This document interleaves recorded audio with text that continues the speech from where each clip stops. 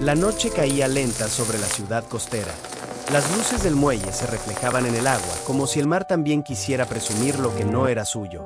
El hotel, un edificio elegante de vidrio y mármol, respiraba lujo desde cada rincón: alfombras gruesas, lámparas brillantes, copas finas tintineando en manos que nunca habían trabajado por necesidad. Allí, entre risas exageradas y miradas curiosas, apareció él. Tenía poco más de 25 años y ya caminaba como si el mundo le debiera algo. Su traje caro no era discreto, estaba hecho para ser visto. Su reloj, demasiado grande para su muñeca joven, parecía gritar la hora del dinero, no del tiempo. Sonreía con seguridad, pero detrás de esa sonrisa había algo inquieto, como si necesitara que todos supieran quién era, cuánto tenía, cuánto valía. Había ganado millones demasiado pronto. Empresas vendidas, titulares celebrándolo como genio, entrevistas donde hablaba de éxito y visión. Nadie le enseñó, sin embargo, qué hacer con el vacío que queda cuando todo llega antes de tiempo.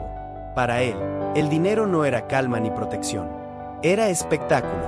Entró al hotel rodeado de amigos que reían fuerte, no tanto por alegría, sino por conveniencia. Él los guiaba, o al menos eso creía. Con un gesto rápido sacó del bolsillo un fajo de billetes. No uno ni dos. Muchos. Los extendió como si fueran cartas de un truco barato y dejó que todos los vieran. ¿Ven esto?, dijo, sin esperar respuesta. Las miradas se clavaron en el dinero. Él disfrutó ese segundo, ese instante en el que el silencio se rendía ante su billetera. Pidió un favor a un empleado del hotel. Le entregó miles de dólares en efectivo, sin contar. Le pidió que fuera a la joyería más cercana y comprara monedas de oro. No para invertir, no para guardar, para jugar. Minutos después, el grupo estaba en el muelle. El océano se extendía oscuro y profundo, indiferente al drama humano. Él tomó una moneda de oro, la sostuvo entre los dedos y la lanzó con fuerza hacia el agua. ¿Quién llega más lejos?, preguntó, riendo. Las monedas brillaron apenas un segundo antes de desaparecer para siempre. El oro, símbolo de riqueza y estabilidad, se hundía sin sentido en el mar. Y él reía. Reía como alguien que no entiende el valor de lo que pierde porque nunca aprendió el miedo a perderlo. En su mente, aquello era poder. Desperdiciar sin consecuencias. Demostrar que podía hacerlo. Confundir abundancia con dominio. Más tarde, de regreso en el hotel, el exceso siguió su curso. Una risa mal calculada, un movimiento brusco, y una lámpara de diseño cayó al suelo, rompiéndose en 1000 pedazos. Silencio. El gerente se acercó con respeto, pero firme. Señor, esa lámpara cuesta $500. El joven lo miró con desprecio, como si la cifra fuera un insulto. Sacó otro fajo de billetes. ¿500? Dijo. Toma 5000 y desaparece de mi vista. El dinero cayó en manos ajenas como una bofetada. No era pago, era humillación envuelta en billetes. En ese momento, nadie se atrevió a decirle que no. Nadie le explicó que el dinero usado para aplastar termina aplastando a quien lo lanza. Porque él no quería escuchar. Él no veía el dinero como una herramienta para construir, sino como un arma para impresionar. Por dentro, aunque jamás lo admitiría, había una urgencia. Una necesidad constante de probar algo. Como si sin ese ruido, sin esas miradas, sin ese exceso, su valor desapareciera. El dinero llenaba un silencio interno que no sabía nombrar. Esa noche terminó como muchas otras. Risas vacías, botellas abiertas, promesas que nadie pensaba cumplir. El mar se llevó el oro. El hotel recogió los restos. Y él se fue convencido de que había ganado otra batalla invisible. Sin saberlo, estaba sembrando su propia caída. Porque el dinero, cuando se usa como capricho, no fortalece, debilita. Y cuando se confunde con poder, termina revelando lo contrario. Este hombre, tan joven y tan rico, aún no lo sabía, pero cada billete lanzado, cada gesto de arrogancia, era un paso más hacia un destino que no se compra, no se evita y no se impresiona. El dinero no lo había hecho poderoso. Solo había dejado al descubierto lo frágil que era su relación con él. Y esta, apenas era la primera escena. El amanecer encontró al mar en calma, pero dentro de él nada lo estaba. Las monedas de oro seguían hundidas en el fondo, invisibles, silenciosas, como testigos mudos de una noche que había dejado más preguntas que risas. Para él, sin embargo, Aquello ya era pasado. O mejor dicho, era costumbre. El exceso no era un error aislado, era su forma de estar en el mundo. Con el paso de los días, su fama creció tanto como su necesidad de ser visto. No le bastaba con ser rico. Necesitaba que todos lo supieran. El dinero se convirtió en su idioma, su tarjeta de presentación, su escudo y su espada. Donde llegaba, el silencio se compraba. Donde hablaba, los billetes reforzaban cada palabra. Pagaba cenas completas sin mirar la cuenta. Regalaba relojes caros a desconocidos. Dejaba propinas tan grandes que incomodaban. No era generosidad. Era dominio disfrazado de abundancia. Cada gesto tenía un mensaje oculto. Yo puedo, tú no. Y mientras más dinero regalaba, más vacío parecía sentirse. Porque el aplauso duraba poco. Las miradas se acostumbraban. La sorpresa se volvía expectativa. Entonces necesitaba subir la apuesta. Siempre más caro, siempre más humillante. En una fiesta privada, en un ático frente al mar, alguien se atrevió a decirle en voz baja, no tienes que hacer esto. Él sonrió, pero sus ojos se endurecieron. Claro que tengo que hacerlo, respondió. Esto es lo que soy.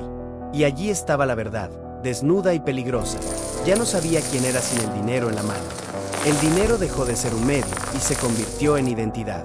No era alguien que tenía dinero. Era el que gastaba, el que derrochaba, el que podía humillar con una sonrisa.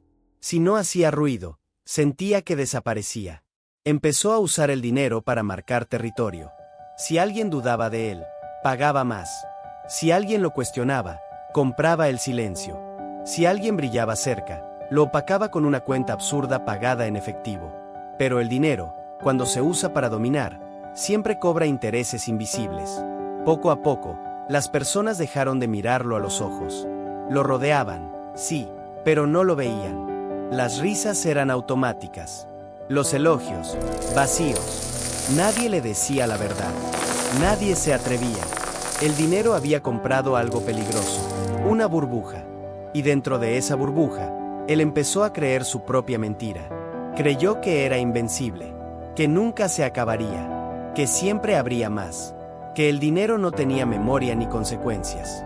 Hasta que una noche ocurrió algo distinto. En otra fiesta, tan lujosa como las anteriores, un hombre mayor se le acercó.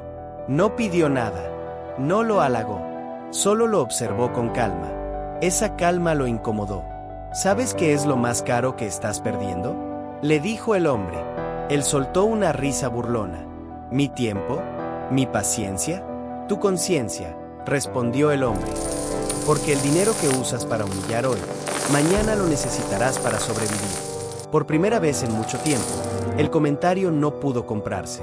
No hubo billete suficiente para borrar esas palabras. Él quiso responder, pero algo lo detuvo. Un segundo apenas. Un vacío más profundo que todos los anteriores. Una sensación desconocida, miedo. Lo ignoró. Como siempre, pidió otra botella. Sacó más dinero. Redobló el espectáculo. Como si el ruido pudiera ahogar esa frase que ya se le había instalado en el pecho. Pero la premonición ya estaba allí. El derroche no era libertad, era una fuga desesperada. Cada billete regalado sin sentido era una grieta. Cada gesto de arrogancia, un aviso. El dinero salía de sus manos con la misma facilidad con la que entraba. Y eso, tarde o temprano, deja de ser cierto. El oro en el fondo del mar no volvería. Las personas que lo rodeaban tampoco estarían cuando el ruido se apagara. Y sin saberlo aún, este hombre estaba caminando directo hacia el final del túnel. Un túnel donde el dinero ya no impresiona, no compra respeto, no domina. Un túnel donde solo queda una palabra esperando en silencio. Ruina. Y lo más trágico de todo, es que él seguía creyendo que estaba ganando. Nadie notó el momento exacto en que todo empezó a derrumbarse. No hubo un anuncio, ni un titular escandaloso, ni una noche específica que marcara el inicio del final. La caída llegó como llegan las grietas profundas, en silencio, por dentro, mientras afuera todo parecía intacto. Él seguía entrando a los mismos lugares, usando los mismos trajes caros, pagando las mismas cuentas exageradas. A los ojos del mundo, nada había cambiado. El alarde continuaba. El espectáculo seguía en pie. Pero algo esencial ya se había quebrado. El dinero, por primera vez, empezó a llegar con condiciones. Inversiones que antes fluían sin preguntas ahora exigían explicaciones. Socios que antes asentían en silencio comenzaron a pedir balances. Contratos que se renovaban automáticamente empezaron a retrasarse. Pequeñas señales, advertencias suaves. Él las ignoró todas, porque en su mente, el dinero siempre volvía. Había construido su identidad sobre una certeza peligrosa: yo siempre gano. Y cuando alguien vive convencido de eso, la prudencia se vuelve innecesaria, la humildad se vuelve un estorbo y la conservación parece un insulto. Siguió gastando como si nada pudiera cambiar. Más propiedades, más fiestas, más compromisos financieros asumidos desde la soberbia. No ahorraba, no protegía, no pensaba en el mañana. El presente era demasiado ruidoso como para escuchar al futuro. Y entonces ocurrió el giro que nunca vio venir. Una de sus principales empresas, la joya que había financiado su estilo de vida, empezó a perder valor. No por falta de innovación, sino por malas decisiones. Expansiones impulsivas, riesgos innecesarios, contratos firmados para impresionar, no para sostener. Él reaccionó como siempre, gastando. Intentó tapar los problemas con más dinero, convencido de que la abundancia podía ocultar cualquier falla. Pero el dinero ya no obedecía. Se iba más rápido de lo que entraba. Y esta vez, no había aplausos que lo disfrazaran. Las personas comenzaron a desaparecer. Primero fueron los amigos de fiesta. Luego los socios. Después, los empleados que alguna vez le rieron todo. El silencio reemplazó al ruido. Las llamadas dejaron de responderse. Las invitaciones se evaporaron. Y en ese silencio incómodo, apareció algo que nunca había tenido que enfrentar, él mismo. Por primera vez, miró sus números con honestidad. No los montos que presumía, sino los que debía. Las cifras eran claras. No estaba en problemas por falta de ingresos.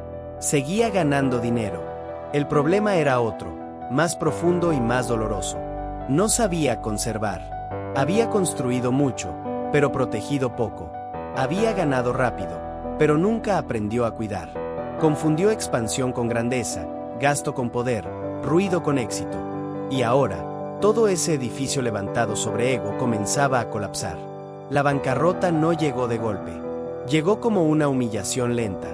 Vender propiedades, cancelar proyectos, negociar deudas. Cada paso era una herida al orgullo. Cada concesión, una derrota personal. Lo que más dolía no era perder dinero, sino perder la imagen que había construido de sí mismo. Aún así, incluso en ese momento, intentó fingir. Salía con el último reloj caro que conservaba. Pagaba alguna cuenta grande para que lo vieran. Mantenía la fachada, como si el alarde pudiera engañar al destino. Pero ya no quedaba nada detrás del telón. El final llegó una mañana cualquiera. Sin cámaras, sin música, sin público. Un documento firmado. Una cifra final. Bancarrota. El joven que alguna vez lanzó oro al mar ahora contaba monedas para sobrevivir. El hombre que compraba silencios ahora vivía rodeado de ellos. El que creyó que el dinero era poder descubría, demasiado tarde, que el poder real está en la disciplina, no en el derroche. Y aquí estaba el verdadero giro inesperado. No perdió todo por falta de talento. No cayó por mala suerte. No fracasó por el sistema, ni por otros. Cayó por sí mismo. Porque adquirir dinero nunca fue su problema. Siempre supo hacerlo. El verdadero desafío, el que jamás quiso aprender, era conservarlo sin que su ego lo destruyera. La humildad le habría salvado años. La frugalidad le habría dado libertad. La conciencia le habría permitido ver a tiempo. Pero eligió el alarde. Y el alarde, tarde o temprano, siempre cobra su precio. Así terminó su historia, al menos la que él conocía. Porque cuando todo se pierde, cuando el ruido se apaga y el dinero deja de responder, queda una última oportunidad: aprender. Pero esa es una lección que no todos están dispuestos a aceptar. Y él, aún derrotado, todavía no sabía si estaba listo para hacerlo. Mientras en algún punto del país un joven millonario aprendía demasiado tarde el precio del alarde, en otra ciudad, lejos de los reflectores y del ruido, un hombre barría el piso con la misma calma de todos los días. Nadie lo miraba dos veces. Ronald James Reed llegaba temprano, siempre antes de que el mundo despertara del todo. Vestía ropa sencilla, limpia pero gastada por los años. Su andar era tranquilo, casi silencioso, como si no quisiera interrumpir nada a su paso. Empujaba su carrito de limpieza con paciencia, sin prisa, sin queja. Para la mayoría, era invisible. Para él, era suficiente. Trabajó durante años en una gasolinera. Luego, durante muchos más, limpiando los pisos de una tienda departamental. No tenía títulos colgados en la pared ni tarjetas que anunciaran su nombre. Nadie lo llamaba señor Reed, apenas un buenos días distraído, cuando lo había. Y aún así, nunca pareció faltarle nada. Vivía en la misma casa desde hacía décadas. Una casa pequeña, de 2 habitaciones, comprada cuando aún era joven. No la cambió cuando pudo, ni cuando los precios subieron, ni cuando otros le dijeron que ya era hora de algo mejor. Para él, esa casa no era modesta, era hogar. Cada rincón tenía una historia, cada pared una memoria. No había lujos, no había excesos, tampoco había carencias. Mientras otros corrían detrás de más, Ronald se detenía en lo esencial. Cocinaba en casa, caminaba cuando podía, cuidaba sus cosas como quien entiende que lo poco también merece respeto. No acumulaba objetos innecesarios ni deudas disfrazadas de éxito. Vivía ligero, como alguien que no necesita demostrar nada. Y ahí estaba el contraste silencioso. Mientras el joven millonario llenaba su vida de ruido para tapar el vacío, Ronald llenaba la suya de rutina y calma. Mientras uno gastaba para sentirse poderoso, el otro ahorraba sin siquiera llamarlo sacrificio. No porque fuera tacaño, sino porque entendía algo que pocos comprenden. Cada dólar no gastado es tiempo ganado. Pero aquí viene lo inesperado. Ronald no era ingenuo, no era ajeno al mundo. No vivía así por ignorancia ni por resignación. Vivía así por decisión. Cada cheque que recibía, cada pequeño aumento, cada ingreso extra, tenía un destino claro. No inmediato, no visible, paciente. Invertía, ahorraba, repetía. Nunca habló de ello, nunca lo presumió, nunca explicó su plan, porque no tenía a quien impresionar. Su riqueza no estaba en lo que mostraba, sino en lo que protegía. Los años pasaron. Su rutina se mantuvo intacta. Mismo barrio, misma casa, mismo trabajo. Para el mundo, nada cambiaba. Para él, todo avanzaba. Y ese era el verdadero giro. Mientras nadie lo notaba, mientras nadie lo celebraba, mientras nadie sospechaba nada extraordinario. Ronald estaba construyendo algo sólido, silencioso, imparable. No necesitó fiestas para sentirse vivo. No necesitó aplausos para sentirse valioso. No necesitó demostrar éxito para vivir con dignidad. Su vida era tan discreta que parecía insignificante. Y sin embargo, cada día que pasaba, se alejaba un poco más de la fragilidad que destruye a tantos. Cada día, sin saberlo nadie, se acercaba a una libertad que no hace ruido. La tensión no estaba en lo que hacía, sino en lo que el mundo ignoraba. Porque mientras unos caen por exceso, otros se elevan por constancia. Mientras algunos se pierden intentando brillar, otros avanzan caminando despacio. Ronald James Reed seguía barriendo pisos, limpiando vidrios, cerrando puertas. Invisible, tranquilo, firme. Y aún nadie sabía, ni él mismo lo consideraba relevante, que estaba escribiendo una de las historias más contundentes de todas. Una historia donde el éxito no grita, donde la riqueza no se ve, y donde el verdadero poder consiste en no necesitar demostrarlo. El destino ya había tomado nota. Solo faltaba que el mundo se diera cuenta. La noticia no llegó con fanfarrias ni con titulares ruidosos. Llegó como llegan las verdades incómodas, en voz baja, pero imposible de ignorar. Ronald James Reed había muerto.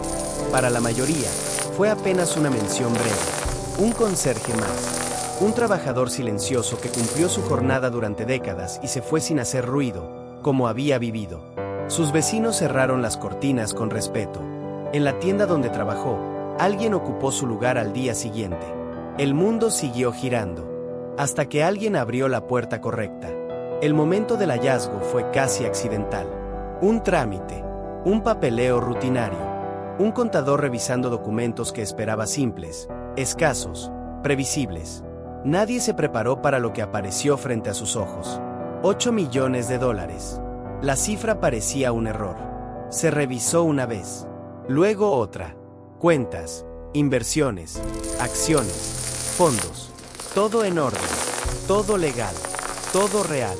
El conserje invisible había construido una fortuna que la mayoría no logra ni soñando. El silencio se volvió espeso. ¿Cómo era posible? ¿En qué momento ocurrió? ¿Dónde estaba el truco? La respuesta era tan sencilla que incomodaba. Ronald nunca gastó lo que no necesitaba. Nunca intentó vivir por encima de sus posibilidades. Nunca creyó que el éxito debía anunciarse. Mientras millones de personas atraviesan la vida acumulando objetos y deudas, él acumuló tiempo y paciencia. Cada dólar que no se iba en lujos se quedaba trabajando. Cada inversión no era una apuesta, sino una decisión pensada a largo plazo. El verdadero giro de esta historia no estaba en la cantidad, sino en el método. Ronald no ganó la lotería. No heredó. No tuvo un golpe de suerte. No hizo nada espectacular. Hizo algo mucho más difícil. Repitió lo correcto durante muchos años. Ahorró cuando otros gastaban. Invirtió cuando otros dudaban. Esperó cuando otros se desesperaban. La paciencia fue su superpoder. Mientras el joven millonario quemaba millones intentando sentirse poderoso, Ronald dejaba que el tiempo hiciera su trabajo. No buscó rendimientos rápidos ni promesas milagrosas. Confió en lo lento, en lo constante, en lo invisible. Y entonces ocurrió lo impensable. El hombre al que nadie admiraba en vida se convirtió en una lección incómoda después de su muerte. Porque su historia rompía la narrativa que muchos prefieren creer, que solo los genios, los audaces o los arrogantes pueden ser ricos. Ronald demostraba lo contrario. Demostraba que la prosperidad no siempre irrumpe, a veces toca la puerta despacio. Y si no estás en casa, si estás distraído intentando impresionar al mundo, no la escuchas. Su riqueza no cambió su vida porque ya había vivido bien, pero sí cambió la percepción de quienes lo juzgaron mal. De pronto, el conserje era ejemplo. De pronto, el hombre sencillo era extraordinario. Y aquí está el punto crucial. Ronald no vivió esperando el reconocimiento. Vivió protegiendo su libertad. Su patrimonio fue consecuencia, no objetivo. Nunca persiguió el dinero, simplemente no lo desperdició. La prosperidad llegó, pero él ya estaba preparado. Porque cuando gastas poco, ahorras con disciplina e inviertes con paciencia, la riqueza no es una sorpresa, es una consecuencia inevitable. Ronald James Reed no abrió la puerta para recibir la prosperidad. La dejó entrar sin hacer ruido. Y el mundo, demasiado ocupado mirando a los que gritan, solo la notó cuando ya era demasiado tarde para ignorarla. Ahí estaba la verdad, clara y contundente. No todos los ricos brillan. No todos los exitosos hacen ruido. Y a veces, la mayor fortuna pertenece a quien nadie miró. A diferencia del conserje invisible, este hombre sí sabía ser visto. Su nombre aparecía en tarjetas gruesas, en invitaciones elegantes, en listas de asistentes a eventos exclusivos. Tenía un MBA de Harvard colgado con orgullo en la pared de su despacho, como una garantía silenciosa de que nada podía salir mal. La inteligencia, creía él, era un seguro de vida. Vivía rodeado de mansiones. Una principal, enorme, luminosa, diseñada para impresionar. Otras, de descanso, de inversión, de estatus. Cada una más grande que la anterior. Los garajes albergaban autos que rara vez conducía. Los salones, fiestas que nunca terminaban. Copas alzadas, risas ensayadas, conversaciones donde todos parecían ganar. Pero detrás de cada pared elegante había algo que no se veía. Deuda. No una deuda accidental, sino una deuda estructural. Calculada. Normalizada. Para él, apalancarse era señal de sofisticación. Pedir prestado para vivir mejor hoy era, según su lógica, el comportamiento de alguien que entendía el sistema. Y durante un tiempo, el sistema pareció darle la razón. Todo funcionaba, mientras nada fallara. Su estilo de vida estaba construido sobre una suposición frágil, que los mercados siempre subirían, que los ingresos siempre fluirían, que los bancos siempre confiarían. Cada fiesta dependía de la próxima renovación de crédito. Cada sonrisa, de que el ciclo no se rompiera. Y nadie en su entorno se atrevía a cuestionarlo. Al fin y al cabo, tenía Harvard, tenía éxito, tenía dinero, hasta que llegó el año 2008. La crisis no tocó la puerta, la derribó. De un día para otro, los números cambiaron de signo. Los activos se desplomaron. El crédito se congeló. Los bancos dejaron de sonreír. Lo que antes eran llamadas amistosas se convirtieron en correos formales. Lo que antes era confianza se volvió urgencia. Él reaccionó como lo había hecho toda su vida, confiando en su inteligencia. Pensó que podía anticiparse, negociar, reorganizar. Pensó que su preparación lo salvaría. Pero esta vez, el problema no era técnico. Era estructural. Todo lo que tenía dependía de que el mundo no se detuviera. Y el mundo se había detenido. Las mansiones comenzaron a vaciarse. Primero se fue el personal. Luego los muebles. Después, él mismo. La casa que había sido escenario de fiestas con celebridades fue embargada. Más tarde, la segunda propiedad. Cada pérdida era un golpe directo al ego. Y entonces llegó el giro inesperado. No fue la falta de dinero lo que más le dolió. Fue darse cuenta de que, a pesar de toda su inteligencia, nunca había aprendido a proteger. Sabía generar ingresos. Sabía crecer. Sabía arriesgar. Pero no sabía conservar. Se declaró en bancarrota. Ante el juez, con voz baja, dijo una frase que jamás imaginó pronunciar: no tengo ingresos. Era cierto en los papeles, pero también lo era en el alma. El hombre que había vivido rodeado de exceso ahora dependía de la compasión del sistema que tanto había explotado. Su caída fue profunda porque fue pública. Amigos que ya no llamaban. Invitaciones que dejaron de llegar. El silencio, otra vez, pero distinto. No era el silencio elegido del conserje. Era el silencio impuesto del fracaso. Ahí comprendió algo que jamás enseñan en Harvard. La inteligencia no protege del ego. El conocimiento no reemplaza la prudencia. Y el éxito pasado no garantiza estabilidad futura. Su fortuna no colapsó por la crisis. La crisis solo reveló lo que siempre estuvo allí: una vida sostenida por deuda, confianza ciega y exceso. Cuando todo salió mal, no tenía red. Cuando el mercado cayó, él cayó con él. Cuando la fiesta terminó, no quedó nada. El ejecutivo inteligente había perdido todo. Y en ese fondo oscuro, donde ya no quedaban títulos ni mansiones que lo definieran, se enfrentó a la verdad más dura de todas. Hacer dinero es una habilidad. Conservarlo es otra completamente distinta. Y él, por primera vez en su vida, se dio cuenta de que había dominado solo la mitad de la lección. Hay verdades que solo se entienden cuando todo se ha perdido, o cuando nunca se tuvo demasiado. Entre la caída del joven millonario y el silencio fértil del conserje, existía una paradoja que nadie quería mirar de frente. Menos no es carencia, menos es espacio. Espacio para respirar. Espacio para decidir. Espacio para vivir. Durante años, el mundo había repetido la misma promesa: más cosas, mejor vida. Más ingresos, más prestigio, más objetos, más velocidad. Pero las historias anteriores contaban otra versión, una incómoda, casi subversiva. La libertad no crecía con la acumulación, sino con la renuncia consciente. Ronald James Reed lo había entendido sin teorizarlo. El ejecutivo de Harvard lo había ignorado hasta que fue demasiado tarde. Y el joven ostentoso jamás quiso aceptarlo. Cada uno, a su manera, había caminado por el mismo sendero, pero solo uno eligió hacerlo ligero. Vivir con menos no significaba vivir apretado. Significaba vivir sin cadenas invisibles. Menos gastos no eran limitación, eran tiempo ganado.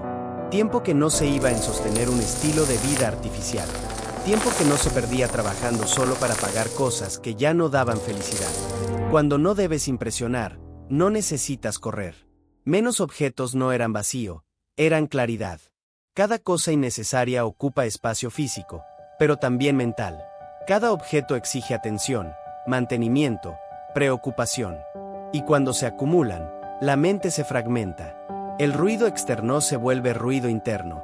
Aquí estaba el punto crucial. La mayoría no vive cansada por trabajar demasiado, sino por sostener demasiado. Casas llenas de cosas que no se usan. Vidas llenas de compromisos que no se disfrutan. Deudas que no compran paz, solo aplazamientos.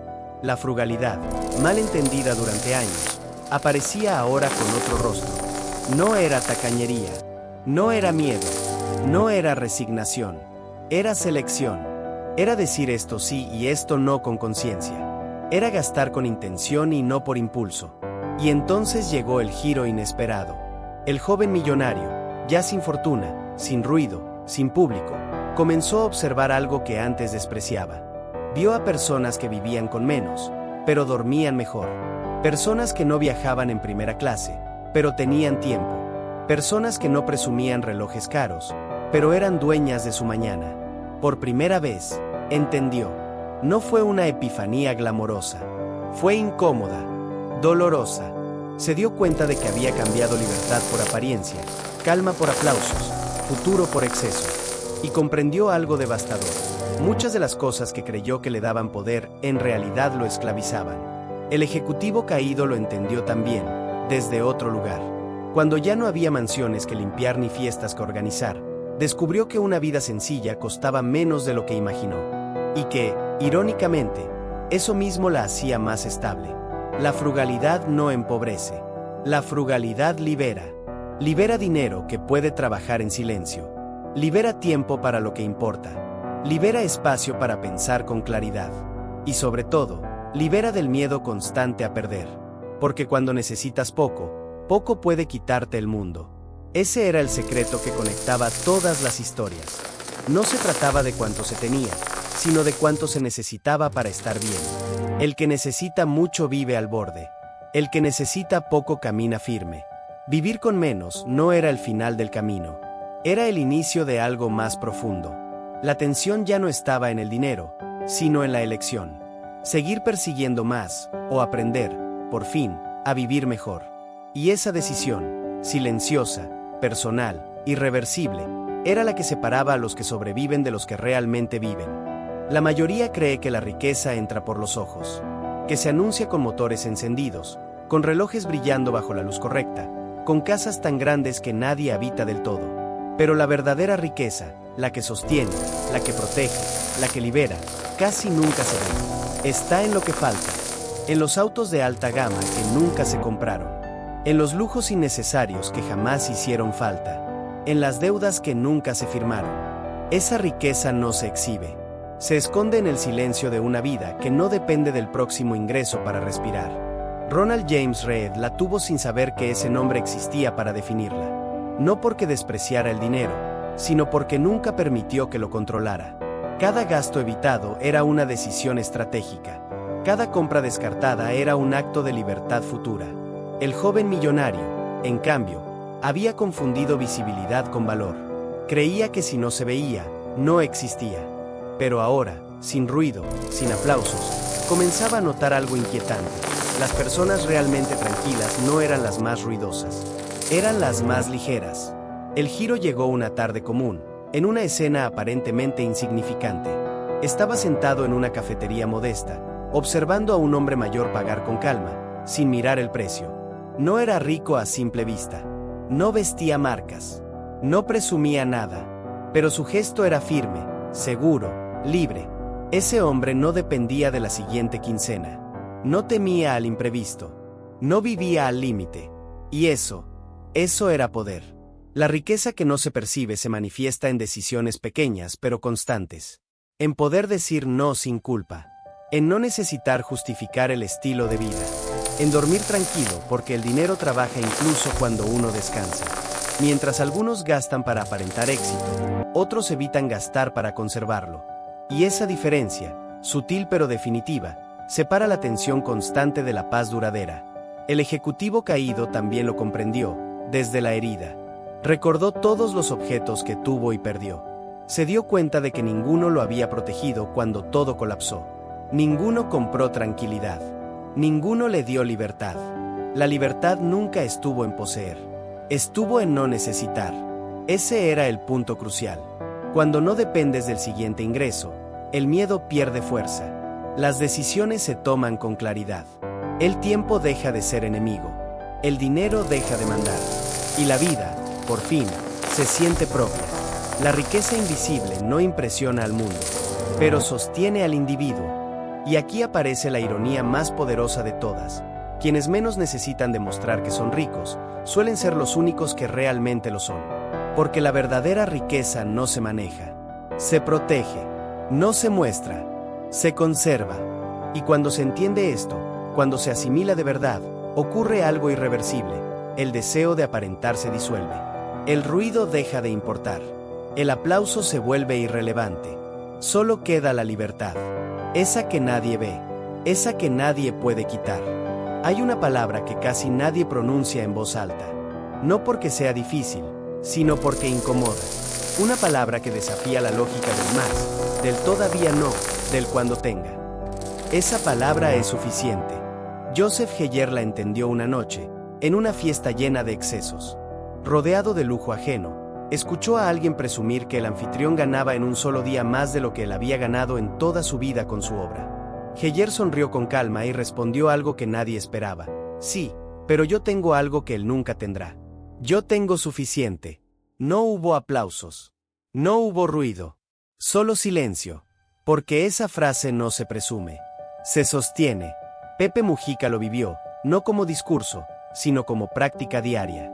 Presidente de un país, con acceso a todo, eligió necesitar casi nada. Vivía en su granja, manejaba su viejo automóvil, donaba la mayor parte de su salario. No lo hacía para ser ejemplo. Lo hacía porque había entendido que necesitar poco es una forma radical de libertad. Y aquí aparece la tensión central de esta historia. El joven millonario nunca tuvo suficiente. El ejecutivo de Harvard jamás creyó que bastara. Ronald James Reed, sin nombrarlo, lo encontró temprano. Suficiente no es una cifra. No es una cuenta bancaria. No es una comparación. Es un estado interno. La mayoría vive atrapada en una carrera sin meta clara. Cuando alcanza algo, la línea se mueve. Cuando logra más, aparece otra necesidad. Y así, la abundancia externa convive con una escasez interna que nunca se sacia. El giro inesperado ocurrió cuando el joven, ya sin fortuna, comprendió algo que jamás había visto desde la abundancia. El problema no fue perder dinero. El problema fue nunca haber tenido un límite. Nunca supo decir ya es suficiente. Nunca supo detenerse. Nunca supo sentirse completo. Y sin ese límite, cualquier cantidad es insuficiente. Hallar lo suficiente no significa renunciar al crecimiento. Significa ponerle un borde al deseo. Significa decidir conscientemente que agrega valor y que solo agrega peso. Es elegir vivir sin hambre constante de validación. No es pobre quien tiene poco. Es pobre quien necesita demasiado. La verdadera abundancia no depende del aplauso, ni de la mirada externa, ni del estatus. Nace cuando uno deja de medir su valor en función de lo que otros ven. Cuando el qué dirán pierde poder. Cuando el silencio deja de dar miedo. Ese fue el punto crucial. Ronald James Reed murió con millones, pero vivió como si ya tuviera suficiente. Joseph Heyer tuvo menos que otros, pero nunca se sintió menos. Pepe Mujica tuvo acceso a todo, pero eligió la ligereza. Todos, desde lugares distintos, llegaron a la misma verdad. Cuando encuentras lo suficiente, el mundo deja de exigirte más. El dinero deja de ser amo. La comparación se disuelve. Y por primera vez, la vida no se siente como una persecución, sino como un espacio habitable. No necesitas convencer a nadie. No necesitas demostrar nada. Solo necesitas saber, con absoluta claridad, que lo que tienes es suficiente. Y cuando eso ocurre, la riqueza deja de ser una meta. Se convierte en una forma de estar en el mundo. Al final de todas las historias, cuando el ruido se disipa y los números dejan de impresionar, queda una verdad incómoda y simple. El dinero no responde a la inteligencia, responde al comportamiento. Durante años se creyó que las finanzas eran una ciencia exacta, que bastaba con saber más, calcular mejor, ganar más. Pero la vida, con paciencia brutal, se encargó de demostrar lo contrario. Personas brillantes cayeron. Personas comunes prosperaron.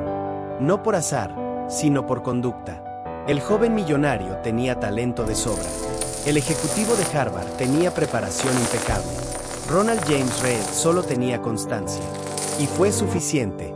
Aquí se revela el detonante real de todo camino financiero. Cómo te comportas cuando nadie te mira. Cuando decides gastar o no gastar. Cuando eliges proteger o impresionar. Cuando controlas el ego o lo dejas conducir. La disciplina no es rigidez, es repetición consciente. La humildad no es debilidad, es protección. La frugalidad no es pobreza, es estrategia. El giro inesperado aparece cuando se comprende que el enemigo nunca fue el mercado, ni la crisis, ni la falta de oportunidades. El verdadero riesgo siempre estuvo dentro.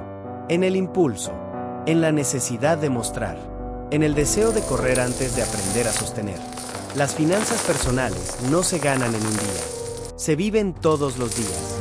Cada decisión pequeña, un gasto evitado, un ahorro constante, una inversión paciente, construye o destruye el futuro sin hacer ruido. No hay aplausos para quien actúa bien con su dinero. No hay reconocimiento inmediato. Solo hay consecuencias, buenas o malas, acumulándose con el tiempo.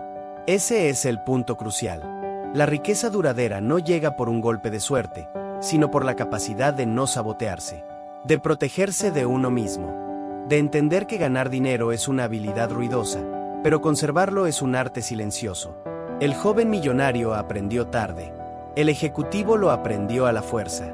Ronald lo supo siempre. Y aquí se cierra el círculo.